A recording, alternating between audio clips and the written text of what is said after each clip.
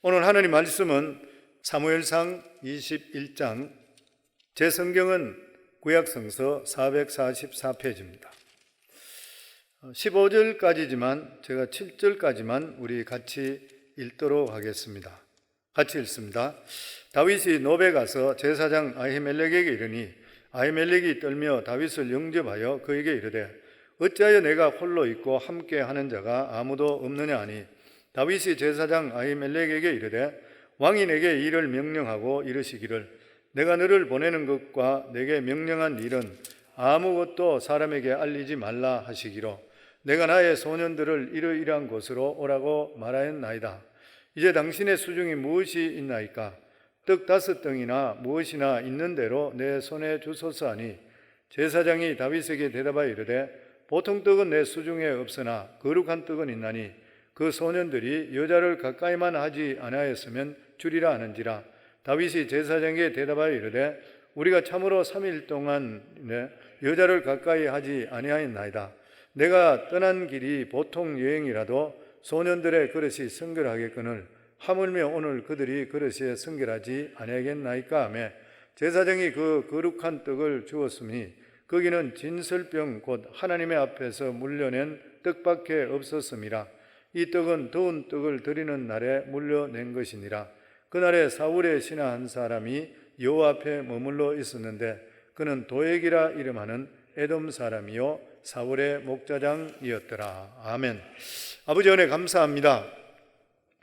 오늘 이렇게 또 수요 예배, 3일 예배에 우리가 하나님 아버지께 예배 드릴 수 있도록 주님 축복하시고, 코로나 사태로 인해서 저희들이 현장 예배는 드릴 수 없지만 온라인으로 통해서라도 예배 드릴 수 있도록 주님 축복해 주심을 너무나도 감사합니다.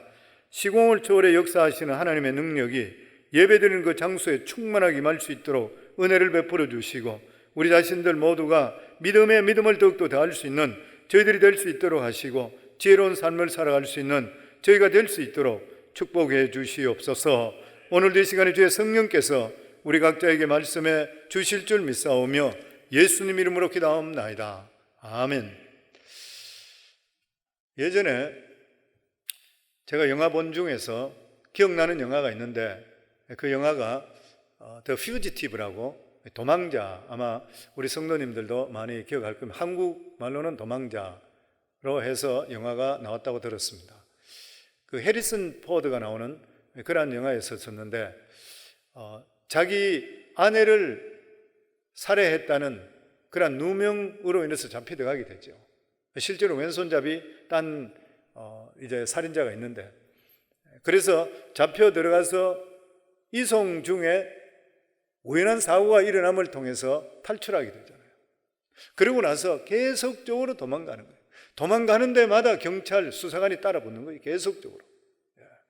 그래서 계속적으로 도망치는, 나중에는 결과적으로 누명을 벗게 되는 일이 있지만 그 기간 동안이 너무너무 고통스러웠던 것이에요. 그거 제가 기억하고 있습니다. 오늘 본문의 말씀을 보면은 다윗이 사울 왕을 통해서 필사적으로 도망치는 내용입니다. 사무엘상 21장부터 30장까지는 도피자의 생활입니다. 그동안에 사울 왕을 2번을 죽일 수 있는 기회가 있는데도 불구하고 살려주었고 또 아비가일을 아내로 맞아들이고 그 나발의 재산이 자기 재산이 되는 그러한 과정, 사실 생명을 거는 그러한 위기의 그러한 기간들이었습니다. 그런데 하나님께서는 이러한 기간 동안 위기와 고난 속에서 하나님께서 연단시켜서 나중에는 깊은 영성을 갖도록 만들고 정말 하나님을 경외하는 자가 되고 이러한 기간 동안 깊은 영성, 주위 환경적으로 볼 때는 가진 것도 없고 위험 속에 있는 것, 형통한 게 하나도 없는데도 불구하고 그는 그때에 가장 하나님께 영광 돌릴 수 있는 깊은 뜻의 시편을 지었습니다. 그러니까 우리들이 살아가는 삶도 어떤 어려움이나 힘든 일이 있을 때에 힘든 것을 보지 않고 그 가운데서 하나님 쪽으로 더 다가가게 될 때는 우리 영성이 커지기 시작합니다. 그리고 큰 그릇으로 만들어지는 기간들이 되는 것이에요. 다윗은 결과적으로 이 통일 왕국을 만들고 이렇게 강력한 왕국을 만들 뿐만 아니라 하나님 마음에 합한 자가 되었던 그러한 일들은 이러한 10년 동안에 이 광야 생활, 굴 안에서 이웃 나라에 도망가서 그곳에 숨어있던 그런 것들, 이런 것들을 통해서 다윗의 영성이 형성됐다, 이렇게 생각할 수가 있는 것입니다. 그래서 제일 먼저 다윗은 이 놉 땅에 도망해서 제사장 아히멜렉의 도움을 청합니다.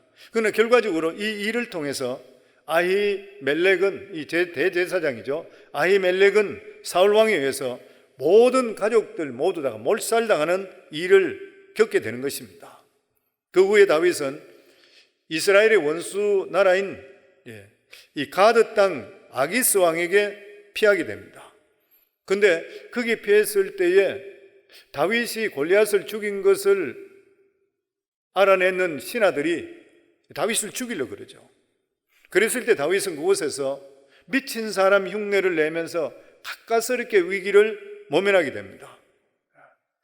그에게는 실제적으로 어느 장소든지 안전한 곳이 없어요. 블레셋은 자기 적국이잖아요.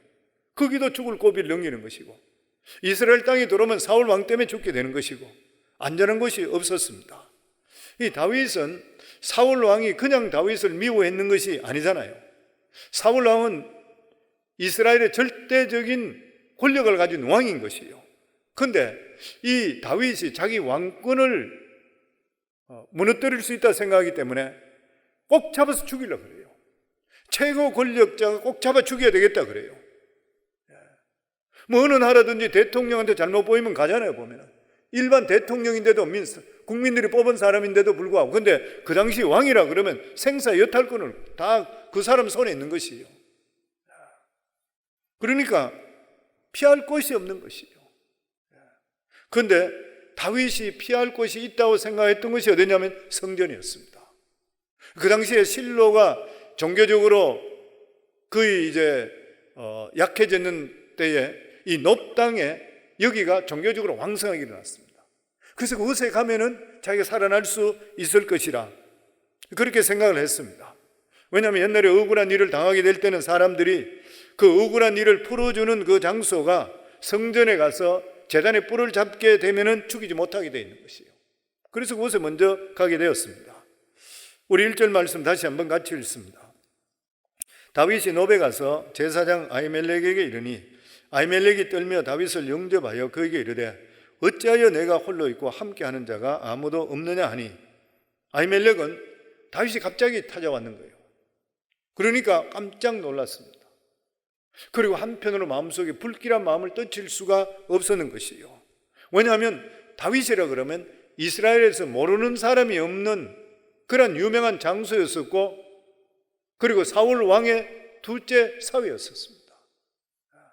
그런데 어떻게 예고도 없이 이렇게 돌아다니냐. 그런데 사실 그 당시만 하더라도 교통이나 통신이 발달하지 않았기 때문에 사울 왕이 다윗을 죽이려고 찾아 따라다닌다는 것은 몰랐던 거예요. 단지 소문에 의하면은 사울 왕과 다윗이 갈등이 있다는 그 이야기를 들었던 것인데, 이 상태까지 악화됐다고는 생각하지를 않았던 것이에요. 이때 다윗은 제사장에게 정직하게 말하지 않고 마치 비밀을 지령을 받은 왕의 사자와 같이 그렇게 행사했습니다. 2절에 보면 다윗의 제사장 아히멜렉이 이르되 왕이 내게 일을 명령하고 이르시기를 내가 너를 보내는 것과 내게 명령한 일은 아무도 사람에게 알리지 말라 하시기로 내가 나의 소년들을 이러이러한 곳으로 오라고 말하였나이다. 여기서 우리가 다윗은 왜 제사장을 속였는지 조금은 이해가 되는 것이에요. 왜냐하면 사람이 쫓기잖아요. 아무도 믿을 수가 없는 것이에요. 어디로 도망쳐야 될지도 모르는 것이에요, 보면. 그러니까 다윗은 지금 현재 하고 있는 그런 것들은 자기가 옛날에 목동으로 있을 때에 이 곰을 만나든지 사자를 만나든지 이렇게 할 때, 싸울 때에 마치 야생 본능으로 움직인 것과 마찬가지로 지금은 살아나야 되겠다는 인간의 어떤 본능을 움직이는 것이에요. 좀 더 다른 말로 이야기하면 하나님께서 주시는 어떤 영적인 감각이라 그럴까? 이런 것으로 지금 움직이고 있는 것이요. 우리들도 어떤 결정적인 중요한 문제는 어떤 순간적으로 어떤 결정을 내려야 될 때 순간적인 판단을 내려야 돼요. 그때는 감각에 의지합니다. 순간적으로 해야 될 때는. 그런데 우리가 지속적으로 하나님 말씀들을 묵상하고 가까이 하게 되면은 어떤 급한 일이 생기더라도 신앙적으로 감각이 생기게 돼요. 그리고 자기도 모르는 사이에 지혜로 말이 나오게 되고 지혜롭게 행동하게 되어 있는 것이요. 지금 다윗은 제사장에게 모든 것을 자세하게 말하지 않은 것은 우리가 생각할 때에 이게 거짓된 것인가 아니면 지혜인 것인가 실제로 분별하기가 어렵습니다. 왜냐하면 지금 거짓되게 말을 했던 것이죠. 그런데 정직하다고 하는 것이 모든 것을 고주할 매주할 다 말해야 하는 것, 다 알아야 될 필요만은 꼭 있는 것은 아닌 것이죠. 사실 다윗은 아히멜렉이 자기의 상태를 다 알게 되면서도 불구하고 도망친 사실을 알면서도 불구하고 도와줬다 그러면 나중에 아히멜렉이 해를 당하는 거예요. 그래서 자기는 속이려고 속였다기보다는 위기를 모면하기 위해서 이렇게 말하는 게 좋겠다고 해서 그렇게 지나갔는 것으로 생각이 돼요. 그런데 결과적으로 볼 때는 실제적으로 별 차이가 없이 됐습니다. 왜냐하면 사울 왕은 나중에 이 아히멜렉이 다윗을 도왔다고 해서 그의 일족을 다 죽여버렸습니다. 85명을, 제사장 85명을 다 죽여버렸던 거예요.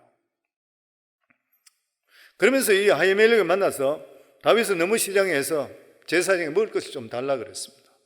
3절에 보면 이제 당신의 수중에 무엇이 있나이까? 떡 5덩이나 무엇이나 있는 대로 내 손에 주소사니.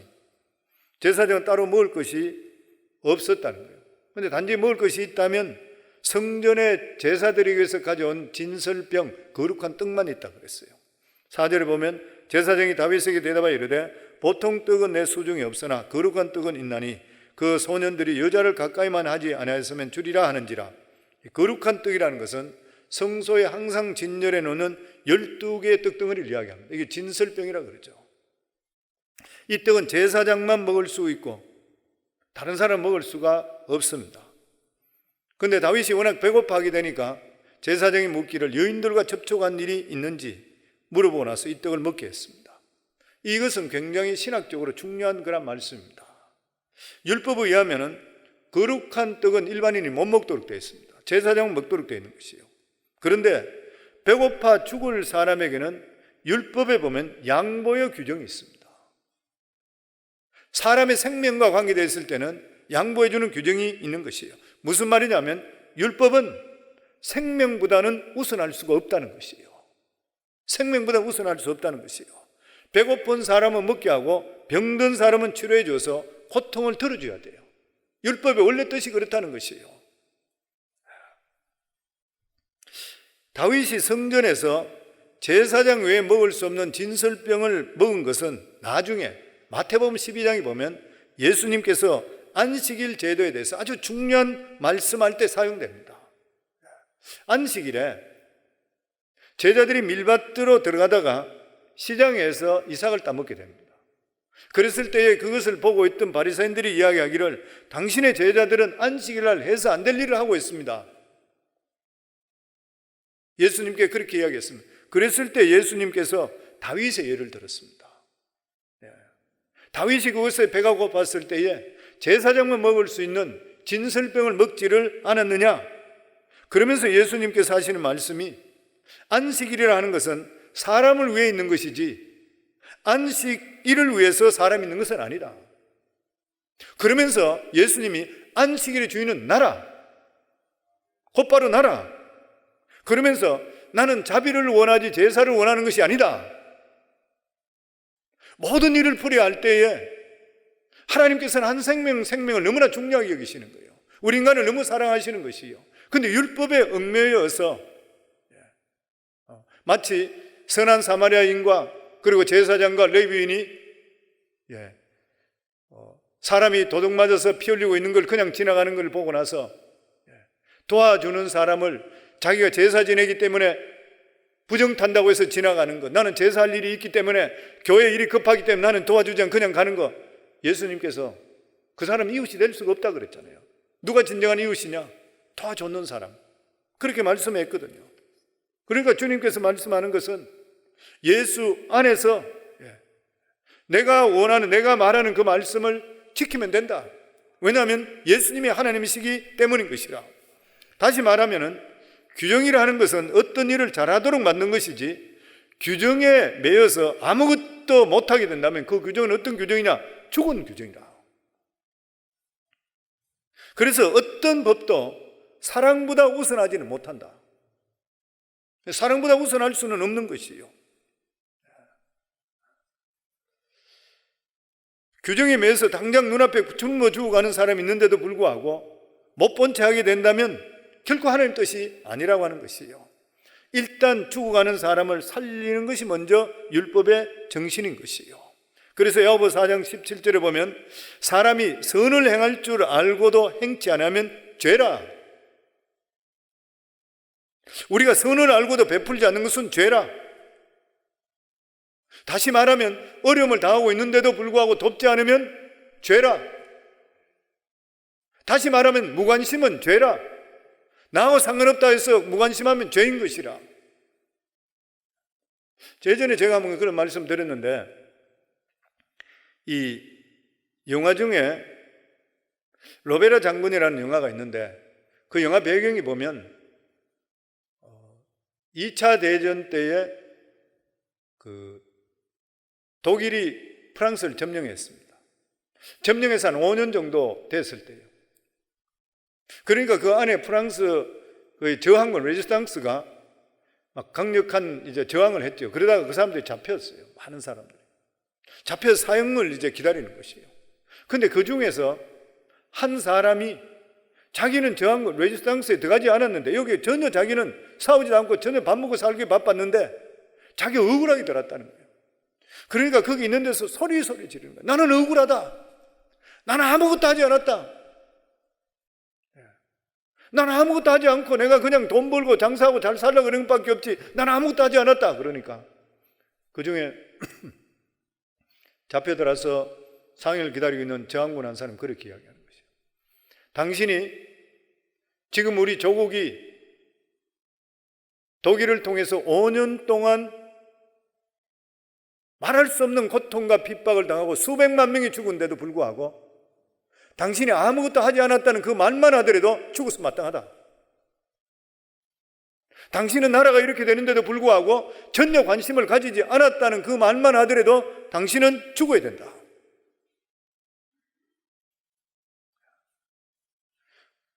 무관심은 죄라는 것이요. 성도는 땡스기빙을 맞이하고 뿐만 아니라 우리들 살아가는 모든 삶들 속에서 저희들이 도움이 필요한 사람이 있을 때는 항상 도와줄 수 있어야 돼요. 우리가 하나님께 받은 사랑이 그만큼 크다면 저희들이 살아가는 삶도 당연히 그렇게 도와줄 수가 있어야 되는 것이에요. 반드시 기억해야 됩니다. 사람이 선을 행할 줄 알고 있으면서도 불구하고 행치 않으면 죄라. 다윗은 제사장의 도움으로 모처럼 배를 채울 수가 있었습니다. 그런데 거기에 눈빛이 심상치 않은 사람이 있었다. 이 눈빛이 좋지 않은 사람이라 이 말인 것이죠. 7절 말씀입니다. 그날에 사울의 신하 한 사람이 여호와 앞에 머물러 있었는데 그는 도액이라 이름하는 에돔 사람이요 사울의 목자장이었더라. 다윗이 제사장을 찾아가는 이유는 모든 이스라엘 백성들이 제사장만은 해치지 않는다, 이렇게 그것을 믿었고 알고 있었기 때문인 것이요. 그런데 그곳에 이스라엘 사람 아닌 에돔 사람 도액이 그곳에 있어요. 근데 이 도액은 누구냐면 사울의 신복이라. 만약 이것을 다윗이 보면서 알았던 것이에요.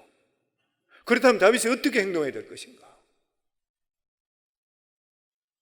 사울의 신복이 거기 있다 그러면은 다윗은 거기서 빨리 떠났어야 돼요. 그게 그 주위 사람을 도와주는 것이에요, 보면. 근데 다윗은 수상쩍다 생각하면서도 계속 일을 진행했습니다. 근데 결국 이 다윗의 판단 미스로 인해서 제사장 85명이 떼죽음을 당하는 거예요. 그러면서 다윗은 제사장에게 칼이 없느냐 물으니까 제사장 의심하지 않고 당신이 죽이는 골리앗의 칼이 여기 있으니까 가져가라. 칼을 받게 됩니다. 그래서 영적으로 노련한 사람은, 그런 말이 있어요. 영적으로 노련한 사람은 마음에 끓이김이 있을 때는 중단해야 된대요. 성도님, 우리가 사업을 사시든지 집을 사든지 아니면 어떤 일을 진행할 때 똑같잖아요. 내 마음속에 끓이김이 있다든지 어쨌든 마음속에 불편한 마음이 있을 때 일단 스탑하셔야 됩니다. 예전에 어떤 성도님은 보니까 신앙생활 오래 하신 분인데도 뭐 어떤 사업체를, 땅을 굉장히 큰 땅을 이래 사는데 그걸 왜 계속 기도했는데 하나님께서 꿈에 아주 안 좋은 모습을 보여줬대요. 그러면 일단 스탑하고 나서 하나님께 기도해야 돼요. 그런데 전혀 그 안 좋은 꿈 보여주시고 하나님께서 계속 뭐를 이렇게 좀 기도하니까 보여주신데 했는데도 불구하고 자기가 그걸 꼭 사야 되겠다는 마음이 있으니까 다 이군해버렸어. 샀는데 망해버렸어요. 그걸 간증을 하더라고 우리한테. 그래서 제가 우리 성모님한테 늘 말씀드리잖아요. 영적으로 성령 충만한 사람이 누구냐? 결단하는 사람이다. 아니라고 생각할 때는 결단할 수 있는 사람. 이 결코 하나님의 영으로 충만하지 못하면 안 되는 것이에요. 내 생각을 꺾을 수 있어야 되거든요. 우리 생각이 얼마나 끈질겨요. 잘 안 꺾여요. 근데 정말 영적으로 노련한 사람은 자기를 꺾을 수 있습니다. 하나님 뜻이 무엇입니까? 가야 됩니까? 가지 말아야 됩니까? 이 필요한 것이에요, 보면.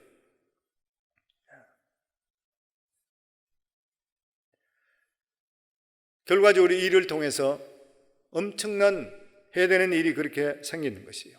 그래서 우리 삶 속에 사탄이 방심에 사탄이 들어올 수 있는 기회를 주지 말아야 됩니다. 하나님의 백성에 조그마한 티끌만한 약점이 있다 하더라도 사탄은 찾아내요. 그래서 엄청난 비난거리로 만들어버려요. 항상 우리 자신들이 영적으로 깨어있어야 돼요. 이게 결코 안 쉬운 일이잖아요. 근데 기도하시고 말씀으로 충만하실 때는 영적으로 민감해지기 시작하는 거예요. 우리 삶 속에 이게 꼭 필요한 걸 보면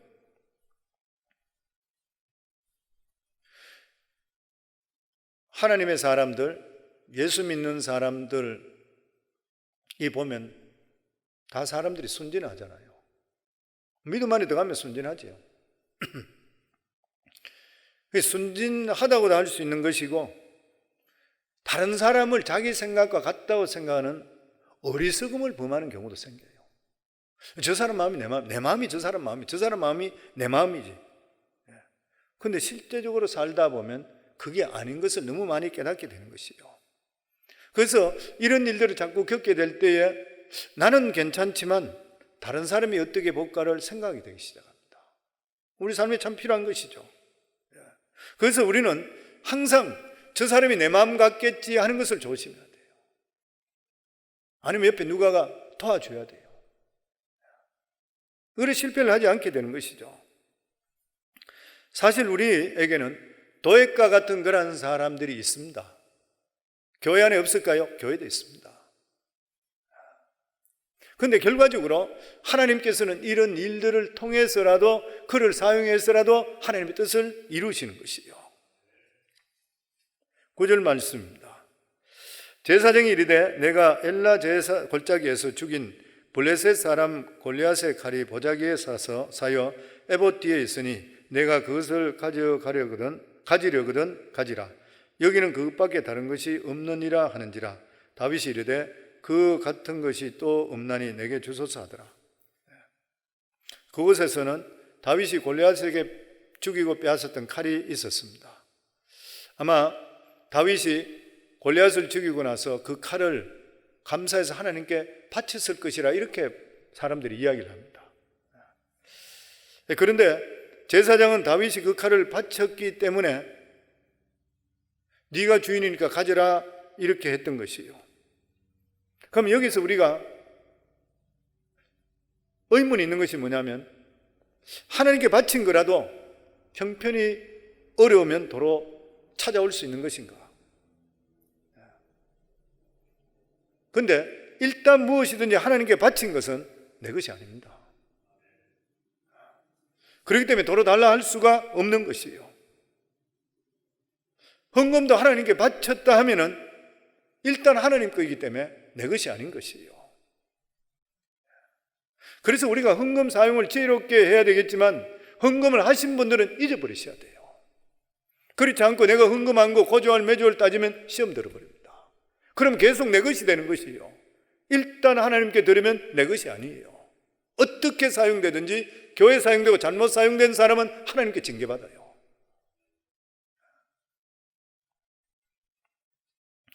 결국 제사장은 다윗을 너무 친절하게 돕다가 나중에 사울의 진노를 받게 돼서 영문 모르게 떼죽음을 당하게 됩니다. 나중에 이 사실을 알게 된 다윗은 정말 자신의 책임을 통감하는 것이에요. 그러나 이 사건은 그들의 조상 홈니와 비느하스가 범죄한 일로 인해서 엘리 제사장 가게의 견고한 예언이 하나님의 섭리 속에 이루어져요. 도액을 통해서 이루어진 거예요.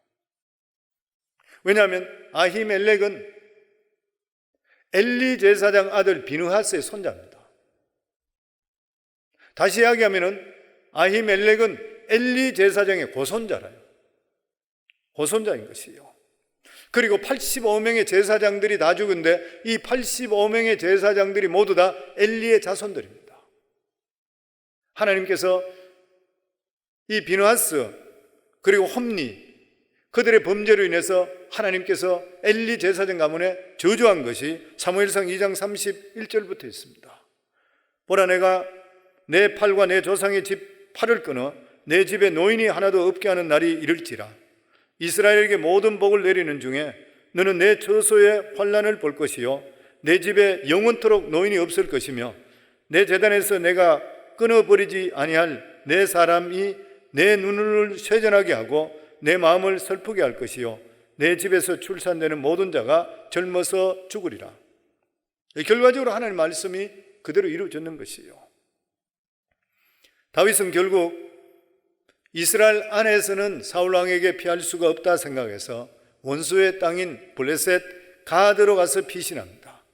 그런데 이곳에 가드에 가서 피신한 것은 곰을 피하려고 하다가 사자굴에 들어가는 것과 똑같은 것이에요. 21장 10절에 11절에 보면 그날에 다윗이 사울을 두려워하여 일어나 도망하여 가드왕 아기스에게로 가니 아기스의 신하들이 아기스에게 말하되 이는 그 땅의 왕 다윗이 아니니까. 무리가 춤추며 이 사람의 일을 노래하여 이르되 사울이 죽인 자는 천천히요 다윗은 만만이라 하지 아니하였나이까 한지라. 사람이 궁지에 몰리게 되게 되면 여러 가지 변수가 일어난다는 걸 생각하지 못하게 됩니다. 하나밖에 생각 못하게 되는 거예요. 나름대로 잘 생각했다고 생각하고 내렸던 결론이 실제로는 최악인 것이에요. 옛날에는 전쟁이 많았기 때문에 돈을 주고 군사를 샀습니다. 용병을 모으는 일이 많았습니다. 그러나 다윗이 이 가드에 피한 것은 실수였던 것이요. 왜냐하면 아기스 왕의 신하들이 다윗을 다 알고 있었던 것이요. 그러면서 이 다윗은 이스라엘 백성들의 여인에 부르는 그 노래의 주인공이라는 것을 알았던 것이요. 결과적으로 다윗은 사울을 피한다고 했다가 가장 무서운 데로 들어가 버렸어요. 다윗이 생각할 때는 아기스에 가서 그냥 용병으로 들어가면 받아줄 것이라 생각했는 것이에요. 그런데 실제적으로 그렇지를 않았습니다.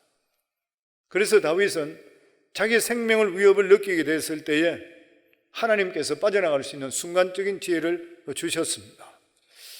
12절부터 14절까지 말씀입니다. 다윗이 이 말을 그의 마음에 두고 가드 왕 아기스를 심히 두려워하여 그들 앞에서 그의 행동을 변하여 미친 채 하고 대문짝에 그적거리며 침을 수염에 흘리매 아기스가 그의 신하에게 이르되 너희도 보거니와 이 사람이 미치광이로다. 어찌하여 그를 내게로 데려왔느냐. 다윗은 순간적으로 살기 위해서 미친 척하는 수밖에 없던 거예요. 그래서 그 입에서 침을 흘리고 대문을 긁었습니다. 다윗으로 볼 때는 진짜 위험한 그러한 순간이었습니다. 이때 아기스 왕은 이 다윗의 행동을 보고 속아 넘어갔던 것이죠. 다윗은 진짜 정신 나간 사람처럼 생각해서 신하들에게 화를 냈어요. 이 미친 자를 왜 데려왔냐? 쫓아내라. 옛날에 그 당시에 미친 사람을 터부화했습니다. 미친 사람을 해치게 되면 해를 당한다. 그렇기 때문에 이 미친 자를 건드리지 말고 빨리 쫓아내버리라. 그래서 다윗이 살아났던 것이에요. 다윗은 이러한 위험이 당했을 때에 자기 자존심을 다 버렸습니다. 그래도 우리들 살아가는 삶에도 유혹이나 시험에 빠졌을 때는 체면체리면 안 돼요. 목을 뻣뻣하게 해서 안 되는 것이요. 수단과 방법을 가리지 않고 빠져나갈 수가 있어야 돼요. 잠언 6장에도 이런 말씀이 있습니다. 이웃을 위해 담보하게 되었거든 또 그들 위해 보증이 되었다면 노루가 사냥꾼의 손에서 벗어난 것 같이 새가 그물 치는 자의 손에 벗어난 것 같이 스스로 구원하라. 이웃을 위해 담보되고 타인을 위해서 보증이 되고 네 입으로 말이 얽혔다 하더라도 네 역량이 넘어가는 담보가 됐다면 네가 지혜롭게 빨리 빠져나가라. 그게 얽혀서 그냥 그대로 있지 말고 수단과 방법을 가리지 않고 빠져나갈 수 있는 길을 찾아라. 저희들 삶에도 그렇습니다. 어떤 일이 당했을 때에 포기하지 말고 할 수 있는 만큼 최선을 다해야 되는 것이에요. 다윗은 이러한 어려운 일이 생겼을 때에 어렵다고 주저앉지 않았던 것이에요. 다윗은 할 수 있는 만큼 매 순간 최선을 다했을 때 겨우 살아남았던 거예요. 하나님께서 어려울 때 우리를 도와주시지만은 모든 것을 그냥 해주는 거 아닌 것이에요. 그런 말 자주 들으잖아요. 성령께서 우리를 도우시기에 오셨지 대신해 주기 오신 분이 아니라 그랬잖아요. 하나님도 마찬가지로 대신하는 분이 아니시라 도우시는 분이시요. 우리가 아무것도 안 하고 침대에만 들어누워 있으면 아무 일도 안 일어나요. 우리 스스로가 하나님의 주시는 지혜를 가지고 부딪혀 볼 수 있어야 돼요. 계속적으로. 계속 부딪혀야 길이 열리는 것이요. 가만히 있으면 아무 일도 될 수가 없는 것이요. 움직이고 순발력 있게 결단하게 될 때에 살 길이 생기게 되어 있는 것이요. 요즘같이 이러한 어려운 때가 있다 하더라도 우리 성도님들 그냥 포기하지 마시고 계속 기도하시고 하나님 살 길을 주세요. 어려움 당하신 분이 있다면 길을 열어주세요. 알아보세요. 계속적으로. 반드시 우리가 생각하지 못하는 놀라운 일들이 기다리고 있을 것이에요.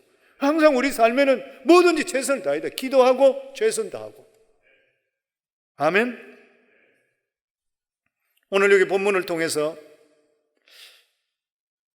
우리는 하나님이 살아계신 이 세상에 하나님께 살아계시지만 이 세상에서 도저히 어떻게 할 수가 없을 때 어떻게 할 것인가. 우리들 살아갈 때에 보장된 것이 하나도 없다 한다 하더라도 하나님께서 주시는 믿음과 영적인 감각을 통해서 스스로 결단하시고 하나님 뜻을 알아나가시도록 노력하셔야 되는 것이에요. 다윗이 어려움을 당했던 이유가 어디에 있었습니까? 사람을 자꾸 의지하려기 때문이에요. 사람을 자꾸 의지하려기 때문이에요. 나중에 지금부터는 광야로 나가서 아굴람 굴로 들어가면서 자기 세력도 가지면서 그때부터는 스스로 살기 시작합니다. 그전까지는 계속적으로 누구한테 가면 어떻게 잘 될까? 내가 도움을 받을까? 이러다가 정말 죽을 고생하는 것이에요. 사람을 의지하려고 그러면 점점 어려움에 더 빠지게 되어 있었다는 것이에요. 이게 바로 다윗의 시행착오였었습니다. 그렇지만은 하나님께 택한 이 다윗에게는 이러한 일이 있는데도 불구하고 그 뒤에는 하나님께서 계셨던 것이에요. 이러한 시험들을 통해서 더 큰 것으로 만들어서 이스라엘 전체를 통치하는 하나님 마음에 합한 자가 될 수 있도록 하나님께 다윗을 만들어 주셨는 것이요. 그 대신에 다윗은 초심을 잃어버리지 않고 끊임없이 하나님께 매달리고 의지하고 기도함을 통해서 그 길들을 하나님께서 이끌어 주신 것을 우리가 볼 수 있게 되는 것입니다. 사랑하는 성도님들, 저희들도 살아갈 때에 도망가야 될 일도 생길 수 있을 거고 오해를 받아서 어려움을 당하는 일도 생길 수 있을 거고 여러 가지 일들이 생길 수가 있습니다. 사람들에게 도움을 청하지 마시고 하나님께 기도하시고 매달리시고, 그리고 스스로 우리가 하나님 주시는 영적인 감각이 살아날 수 있도록 주의 영으로 충만할 수 있도록 해주시어 어떤 일이든 간에 영적으로 올바른 결단하시고 최선을 다함을 통해서 하나님께 크게 쓰임받을 수 있는 우리 모두 다가 될 수 있기를 주의 이름으로 축원합니다. 우리 시간 합심해서 하나님께 기도합니다. 저희들이 시간 합심해서 하나님께 기도할 때에 하나님, 저희들 하나님만 의지하겠습니다. 다윗이 사람 의지했다가 많은 실수를 했습니다. 저희들도 사람 볼 때가 많이 있습니다. 근데 이제 더욱더 하나님 바라보도록 하겠습니다. 아버지, 그리고 순간순간 저희가 대처할 수 있는 그러한 지혜와 영적인 감을 저희들에게 허락해 주시옵소서. 성령님 도와주시옵소서. 오늘 시간 주여 3번 부르며 하나님께 기도합니다.